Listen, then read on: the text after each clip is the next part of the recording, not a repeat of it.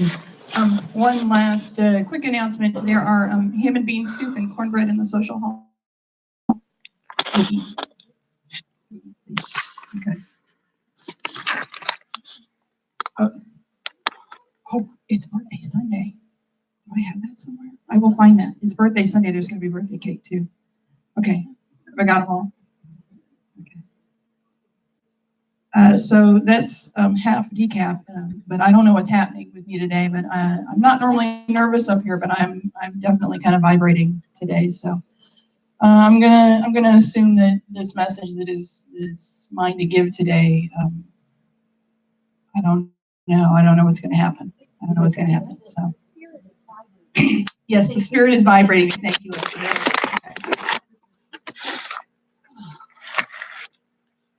So, have you ever heard the saying, life comes at you fast? Yeah. It's very true.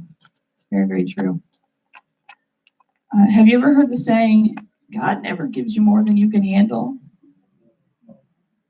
Crock.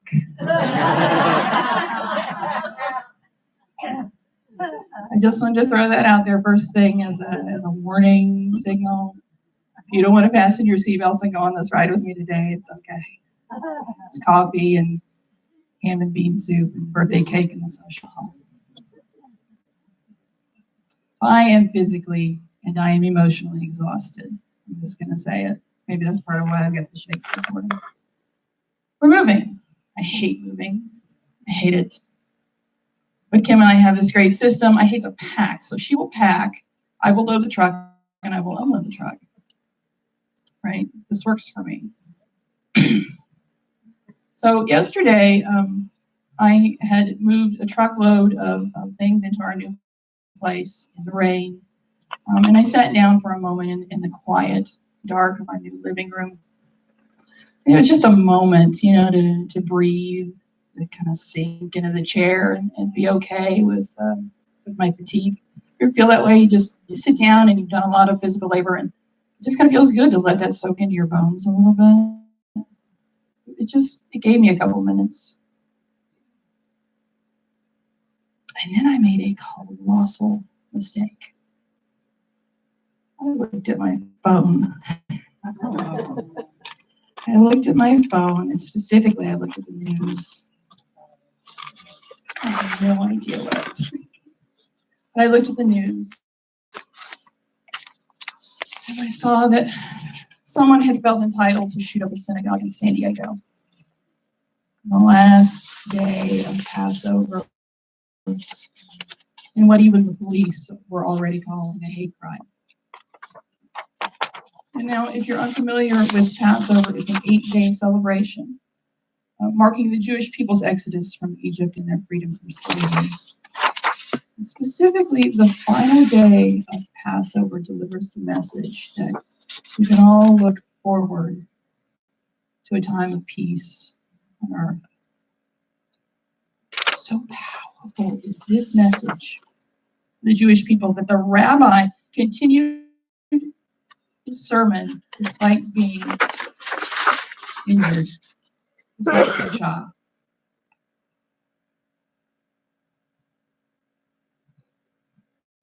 I knew that my talk title today was Inclusion Beyond Otherness. And I had the thought that I now know every minister, every clergy person has at least once in their career. As I sat in that chair, cold and wet from the rain, exhausted from all the change, all the recent change in my life, staring at that headline, thinking about this talk today, I thought, how the hell am I supposed to do this?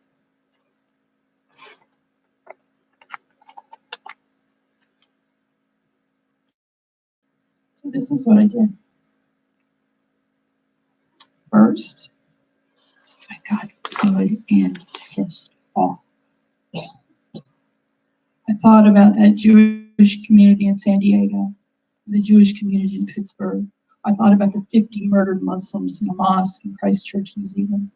I thought about the 3 black churches burned in 10 days in Louisiana. I thought about Sandra Bland, Tamir Rice. I thought about Eric Garner and his daughter, Erica. I thought about Flint, Michigan, and Standing Rock. I thought about climate change, our dirty oceans. I thought about Donald Trump and Hillary Clinton. I thought of John Crawford III, gunned down just a few miles from our door. And I thought of the Muslim woman harassed and attacked with a mire just 2 miles from our door a couple of weeks ago. I let that anger burn through me and set my hair on fire.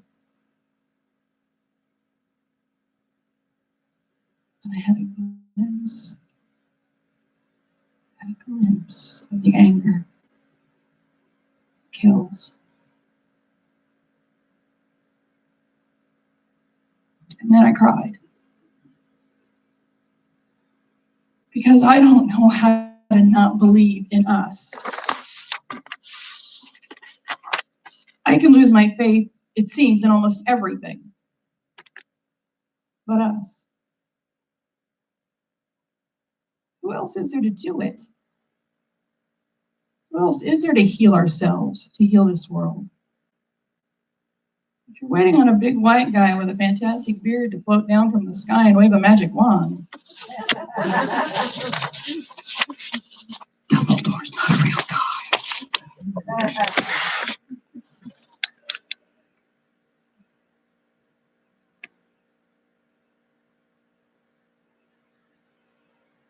And then I got clear. And I prayed the prayer I always pray before I sit down to write a talk. It's a prayer of gratitude. I'm grateful to be a conduit through which a divine message can come. There's only one message that could come into this world through me, as me. It is deeply, deeply humbling in the best way possible. I'm standing here before all of you now, what I want you to know is that that's true for all of you too. You may never stand up in front of a congregation and give a Sunday talk, but each and every one of you is a divine conduit through which a divine message can come. A divine idea can be born through you, it can be born as you. There are certain messages for this world that can only come through you, as you.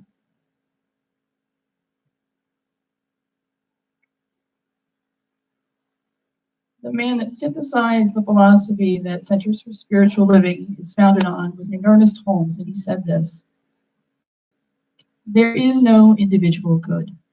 Good belongs to everyone.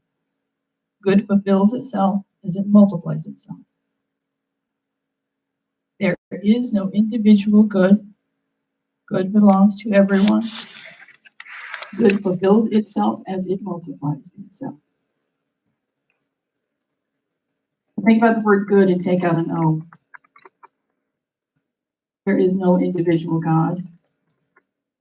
God belongs to everyone.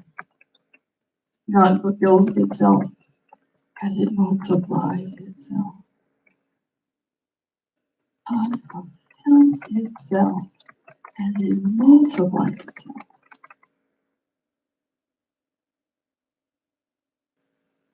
You see, if I believe anything beyond the ability of each of us to heal ourselves in this world, I believe that we are each an expression of the divine, and that the divine comes to know itself better through us. Everything we think and do and experience, and yes, every experience, the divine comes to know itself fuller and fuller, in a fuller and fuller expression. It gathers in the glory of itself through its growing diversity. Gathers in the glory of itself through its growing diversity. Holmes goes on to say this: the watchword is not exclusion, but inclusion.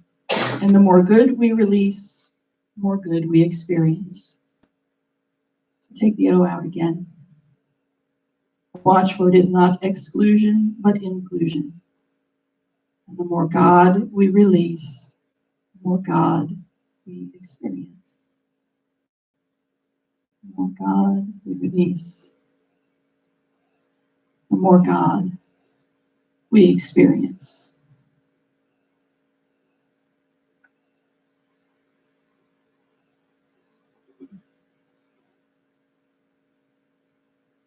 Some years ago, I had the great fortune to attend a leadership conference facilitated by Reverend Dr. Ken Gordon, who is the spiritual leader of our organization. He's Canadian, so it's not an organization. In fact, we have a brand new executive director now, and she too is Canadian. So we are definitely an international organization. Anyway, in the midst of one of Dr. Ken's talks, he began praying for a man that was attending the conference. He was a brand new minister. And in the midst of that prayer, Dr. Ken asked, "What will it take for you to accept we are each less without you? What will it take for you to accept that we are each less without you?" It has stayed with me for years now. We are each less without you. And not the you that I think you should be, not the you I am comfortable with. It's the you that allows the divine to know itself better.